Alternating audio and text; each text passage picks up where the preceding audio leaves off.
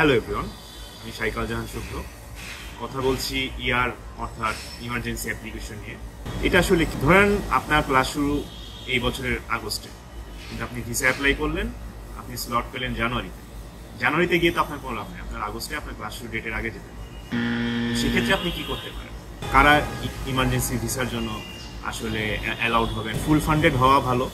তারপরে আপনি যখন অ্যাপ্লিকেশন করতে যাবেন তখন দেখবেন যে একটা বক্স থাকে যেখানে আপনারা এক্সপ্লেন করতে হয়, এবং আমরা অনেক সময় যেটা করি যে 1-2 লাইনে এটা লিখে ছেড়ে দিই, যার কারণে আমরা অনেক সময় রিজেক্ট করি।